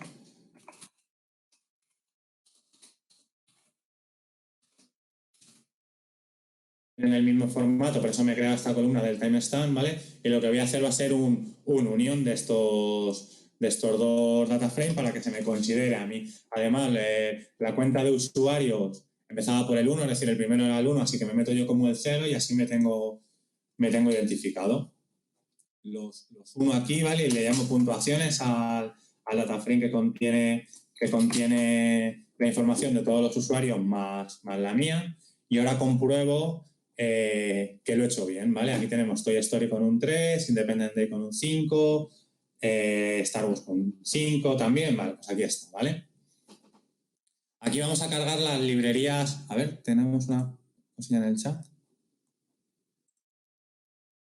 Sí, esto es Spark hecho con la versión adaptada a Python, con PySpark, que es con la que más cómodo me siento. Si estás familiarizado con Python, has podido ver antes que incluso he leído los CSV primero como con pandas por comodidad y luego por no tener que subirlos a HDFS y luego ya ahí los he creado como data frame.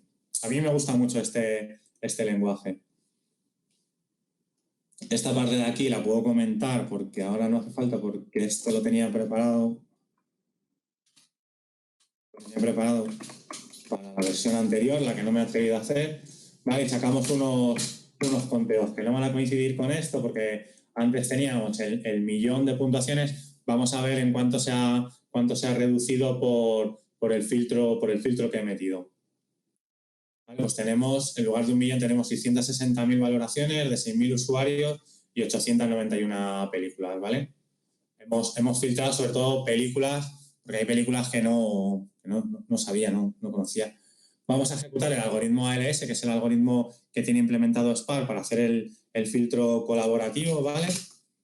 Y si cualquier tipo de duda que se tenga, aquí tenemos la ayuda, ¿vale? Que aquí nos dice cómo utilizarlo, cuáles son las variables que le podemos meter, el output, o sea, siempre todo esto hay mucha documentación. Sí que es verdad que en Spark hay mucha menos documentación y mucha menos comunidad hablando de estos temas que de Python y de R, pero cada vez se empieza a ver más.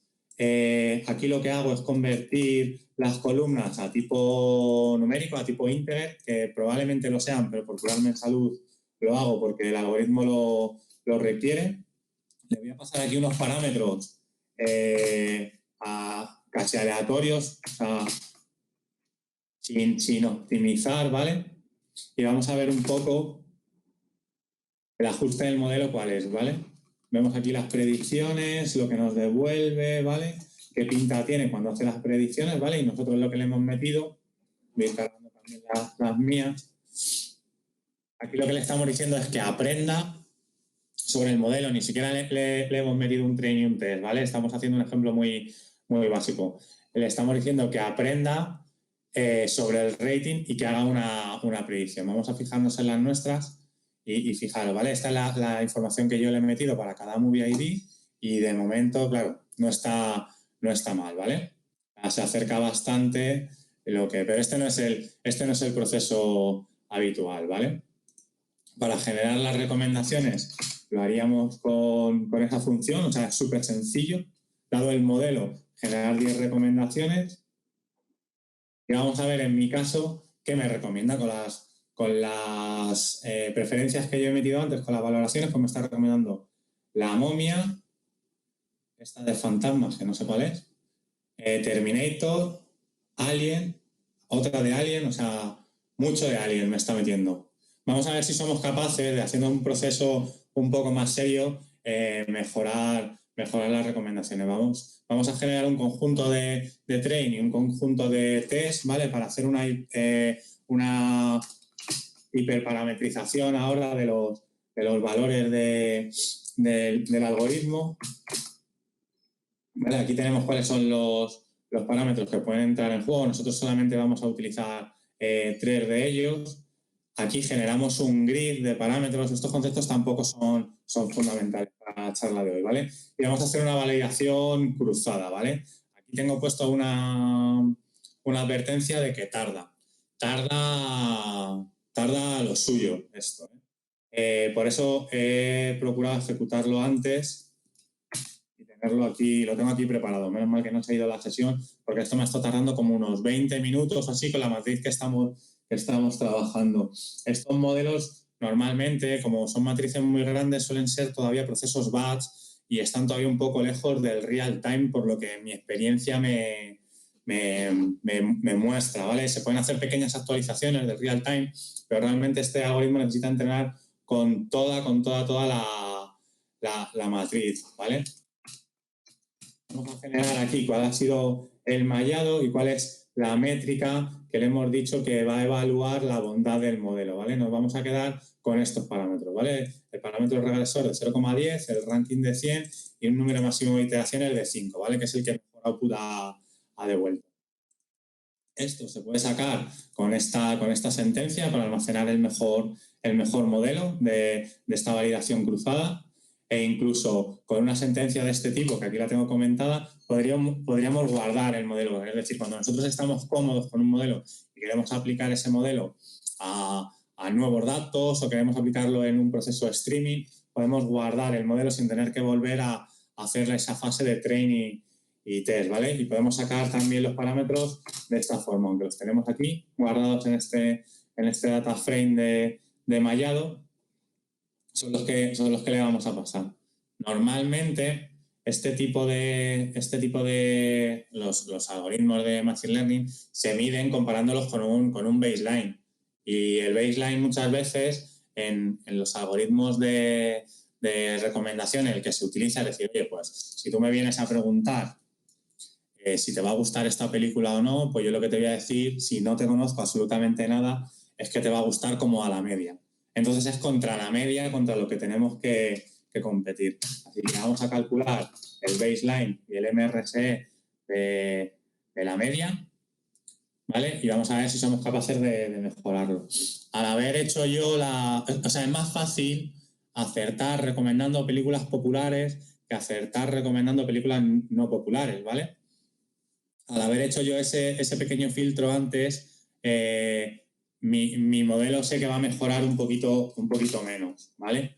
Estaba consiguiendo unas mejoras en torno al 30% y ahora me parece que mejoro un 15% o así. Es decir, es muy fácil recomendar El Padrino, ¿vale? Lo difícil y por lo que se pone mucho en valor este tipo de algoritmos también en las empresas de contenidos es porque son capaces de sacar mucho fondo de armario.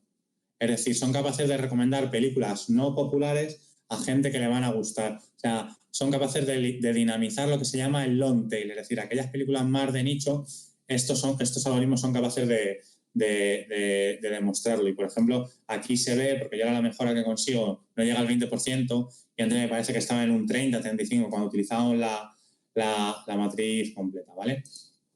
Vamos a generar un modelo final en el que le vamos a pasar como parámetros aquellos parámetros del modelo que ha salido vencedor en la validación cruzada. Os comento un poco lo que es la Call Star para que lo sepáis. Y la Call Star es un problema al que se enfrentan este tipo de algoritmos, que es cuando no saben nada del cliente. Es decir, si no sé nada de ti, no te puedo recomendar, tengo que aprender.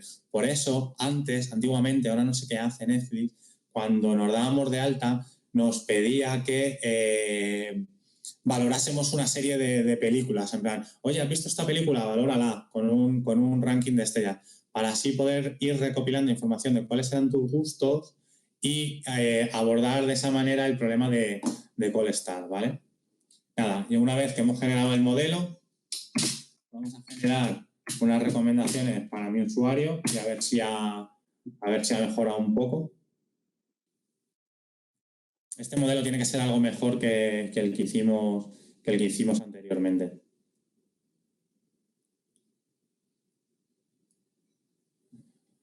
Fijaros, ha pillado aquí el tema de Star Wars, que yo sí que estaba puntuando una de las de Star Wars con un 5.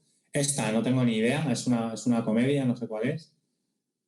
Y Monty Python, Matrix y me mantiene Aliens. Bueno, no está mal, teniendo en cuenta lo que hemos metido y el volumen de películas que hemos incorporado como input. Parece que determinados matices que hay en esas valoraciones los está pillando. Y nada, esto era lo que os quería contar.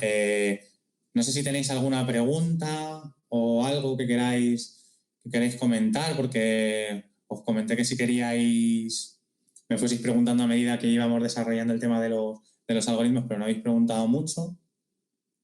Y os quería enseñar que al final es sencillo generar un algoritmo de recomendación. O sea, aquí en 5 minutos hemos generado unas recomendaciones para un usuario ficticio, basándonos en la información que nos ofrece un dataset público. O sea que casi cualquiera con un poquito de código se podría generar su recomendador personalizado si se encargase de alimentar la matriz.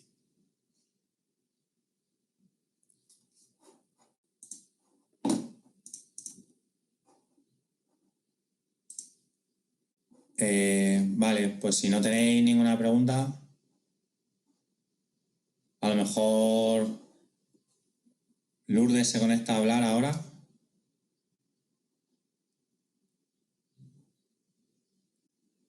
Voy. Vale.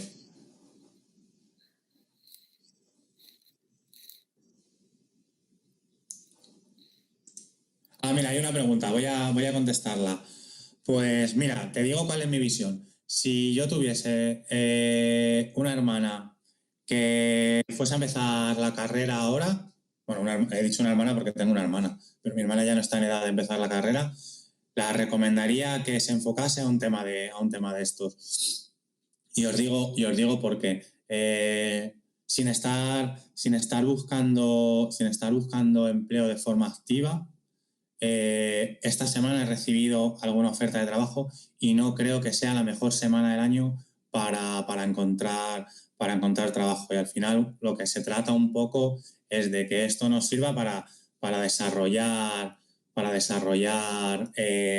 nuestra carrera profesional. Y a futuro esto, cada vez las empresas son más conscientes de la importancia que tiene el gestionar su estrategia, ya no su táctica, la estrategia basada en el dato. O sea, cualquier empresa, las grandes ya lo tienen clarísimo, pero pequeñas empresas medianas, cada vez van a necesitar más fundamentarse en los datos. Y yo, por ejemplo, lo pienso ahora, digo, si es que con esto va a cambiar todo. ¿No os estáis fijando en la cantidad de comercios pequeños que ahora reparten comida a domicilio? O sea, si esa gente analiza, lo que pasa es que no sé si tendrán capacidad, lo analizarán en sus cuadernitos y como se ha hecho toda la vida, pero si esa gente analizase si le merece la pena tener el local o seguir repartiendo, o sea, me parece que va a haber una nueva eclosión de de la información, porque siempre que hay cambios se necesita información. Y bueno, y ahora lo estáis viendo, yo cada vez que me meto en las noticias veo una gráfica, veo un análisis, o sea, cada vez hay más datos. Luego, Gema, me preguntas, ¿máster o cursos? Mi recomendación, ¿vale? Y imagínate que no estoy aquí con la gente de DataHub. Hay que tener un enfoque súper práctico. O sea, no recomendaría a nadie que se metiese, porque yo lo he vivido, o sea, yo lo he vivido, no he querido tampoco profundizar mucho en mis experiencias, pero cuando hice el máster en la Politécnica, noté que había, y esta crítica a la universidad la hago muchas veces, me sabe mal porque tengo mucho cariño a la gente de allí, pero hay muchísima distancia muchas veces entre la... Ah, vale, que a lo mejor tu pregunta era por la duración. Bueno, pues ya he terminado de hacer mi alegato.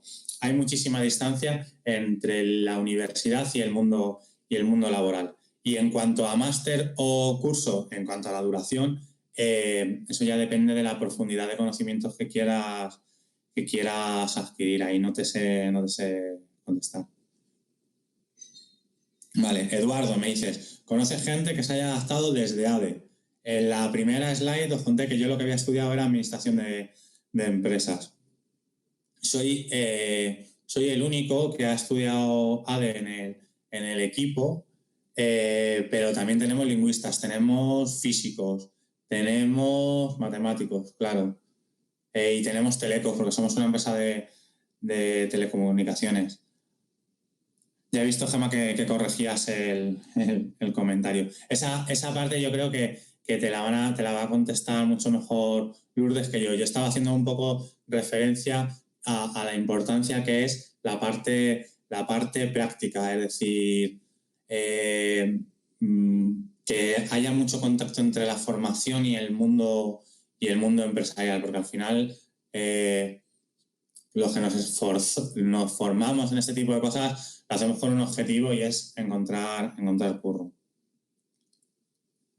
Gente sin titulación universitaria, pero obviamente sí.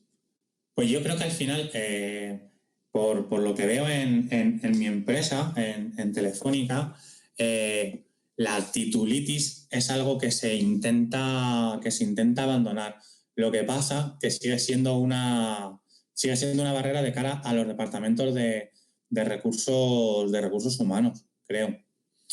Porque, o por lo menos la experiencia que he tenido yo, cuando se hablaba de las habilidades de los data scientists, creo que una de las cosas más importantes es tener curiosidad, tener ganas de aprender y tener ganas de hacer, porque una de las cosas malas, entre comillas, que tiene este mundo es que es algo que es algo que te requiere una formación continua. Es decir, si yo hoy paro de aprender, en un año no me estoy enterando absolutamente de nada de lo que están haciendo mis compañeros. Y una de las cosas que he hecho en falta estos días, que hoy lo he hablado con el chico que se sienta a mi derecha en el trabajo, es en plan, joder, tío, echo de menos que me cuentes lo que estás haciendo, o sea, charlar sobre eso, porque es un mundo muy, muy, muy innovador en el que hay que estar siempre al día, y al final, pues una titulación, yo te digo, he tenido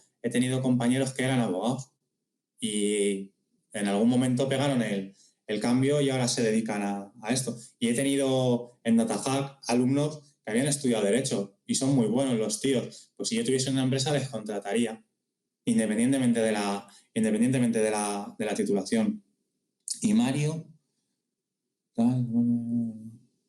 Vale, Mario, no te preocupes porque yo aquí he puesto el código y siempre que se ve código por primera vez, asombra. Y cuando dices que sí lo he montado yo, no creo que nadie se ponga a hacer código sobre un lienzo en blanco. O sea, normalmente lo que hacemos es ir cogiendo código, primero de la documentación que tienen los propios algoritmos. Cuando la documentación no te llega, acudimos a Internet, al buscador, a Google, y en base a eso vamos generando. O sea, yo no hay un día que no consulte Stack Overflow porque tenga alguna duda. O sea, que al final, puedes decir que sí, que lo he montado yo, pero es un pequeño Frankenstein de piececitas que he ido cogiendo de documentación, de ayuda, de alguien que le he preguntado. O sea, aislados no podríamos generar esto. Y ser capaz de generar esto en tiempo. Una persona como tú, que no te conozco, Mario, ¿eh? O sea, la pregunta es difícil. Pero yo creo que después del bootcamp, por ejemplo, se es capaz de hacer esto. O sea, y me parece que la duración son 8 semanas. Sin duda, porque es romper esa barrera en la que a mí me ha pasado, ¿eh? Decir, hostia, no entiendo nada. No entiendo nada de lo que veo. Y un día ves la luz y el día que ves la luz empieza a ir todo como mucho más rodado y la curva de aprendizaje, la pendiente desciende muchísimo. Así que yo creo que, gente, porque es que yo he sido esa gente, o sea, gente que no había visto código jamás y empecé a programar de cero. Es posible. Así que nada, si no hay ninguna pregunta más, yo me despido, os dejo con Lourdes, os deseo que tengáis una buena Semana Santa y nada, ahora en un ratillo salimos a aplaudir. Ay, lo de las rutas, ya no, eso en otro momento, que ya se me ha hecho tarde, quiero dejar a Lourdes, que van a empezar los aplausos. Bueno, muchas gracias chicos por estar aquí. Chao. Muchas gracias a Miguel. Ya están oyendo aquí los sonidos de las ambulancias y de la gente aplaudiendo. Animaros mucho a que os dediquéis a esto. En el bootcamp, Miguel es uno de los profesores, Julio va a ser profesor también, porque además hay una cosa que nos ha dicho y que os digo yo, y es que es muy divertido, ya que vais a trabajar en algo, que al menos os divirtáis en el trabajo. Entonces, os animo a pedir información del bootcamp y del máster. Hay muchísimo trabajo, va a haber mucho más. Preguntaba antes a alguien la diferencia entre un máster o un bootcamp. Depende del tiempo que tengáis para dedicarle. Yo creo que ahora es una buena ocasión. Hay que trabajar. Si alguien os ofrece un máster donde por ir al 70% de las clases os dan el título, no vais a aprender nada. Estoy de acuerdo con Miguel en que los másters universitarios están muy pegados a la investigación y no tanto a la práctica y al trabajo. Si os fijáis, nuestros profesores, Miguel trabaja en Telefónica, Óscar y Marcos trabajan en ING, Julio en Openbank, Mario en Alstom, Tony en otra consultora, están haciendo proyectos de estos todos los días. Y lo que enseñan a la gente es hacer estos proyectos y aprender y a seguir aprendiendo. Tenemos también una comunidad de alumni donde trabajamos un montón. Entonces, vamos, yo no es porque lo diga yo, ¿no? Y de hecho antes comentaban algunos en YouTube sobre otros cursos. Tenemos alumnos que, por desgracia, han hecho otros cursos en otras escuelas y luego han venido a la nuestra. Yo que os recomiendo, sin ser la CEO de DataHack, mirad los cursos, entrad en LinkedIn, buscad gente y poned DataHack, gente que lo haya hecho y preguntadle cuál es su experiencia. Si han encontrado trabajo y si han conseguido el objetivo. Y ya no os entretengo más. Muchísimas gracias. Estad pendientes de nuestros canales porque lanzaremos más cosas después de Semana Santa y descansad. Un beso muy fuerte y feliz Semana Santa.